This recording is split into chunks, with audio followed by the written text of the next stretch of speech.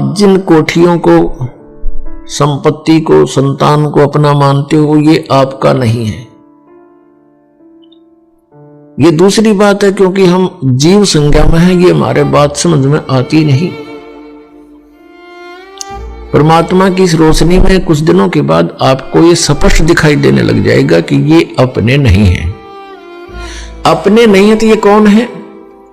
ये नहीं कि इनसे नफरत हो, नहीं, ये परमात्मा के हैं, बच्चे हैं उस धनी के, हमारे मालिक के बच्चे हैं। और मालिक के बच्चों से हमारा कैसा ट्रीटमेंट होता है, कैसा हम उसको ट्रीट करते हैं, कैसा व्यवहार करते हैं, उस मालिक के डर से हम उनको बहुत प्यार देने की चेष्टा करते हैं कि कहीं वो मालिक दुखी ना हो जाओ, उसके बच्चों को हम तंग कर दें। जैसे आप किसी भी नाते से जुड़े हैं, पति पत्नी, जेठ जेठानी, सास ससुर, ननंद, किसी भी नाते से आप जुड़े हो, तो ये ध्यान रखें कि ये आपके नहीं है। और ये नाते हमने यहां अपने एक समाज में जीने के लिए बनाने पड़े हैं, नहीं इनके बिना तो गदर माच जा।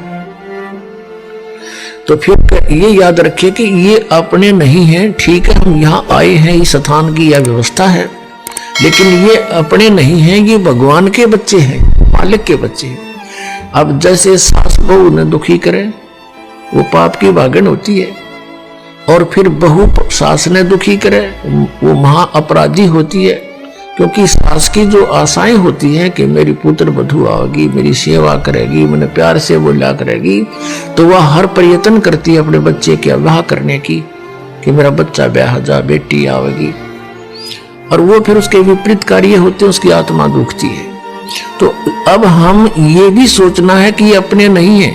ये तो आप सोचो ना सोचो या फाइनल बात है, आप मानो या ना मानो, ये तो सही है कि ये आपके नहीं। हम मानने ना मानने मृत्यु होगी, हमारे मानने से ना मानने से कोई फर्क नहीं पड़ेगा, वो है एज इट इज। तो इसी प्रकार ये बच्चे, ये संतान संपत्ति आपकी नहीं है। आपका ना यकीन होता है, आप नहीं, आपकी बुद्धि अभी तक वहां पहुंचती है, तो दूसरी बात है ऐसा ही।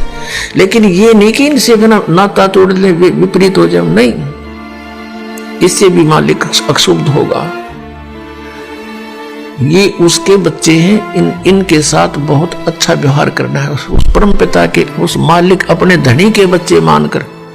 अब जैसे दास ने देखा कि एक कोई फैक्ट्री का मालिक था, उसकी एक पुत्री थी, 8-9 वर्ष की होगी, उसके लिए एक नौकरानी रखी हुई थी उसने, और उनकी कोठी से स्कूल विद्यालय उस लड़की का घनी दूर नहीं था, 1000-2000 फुट था बस।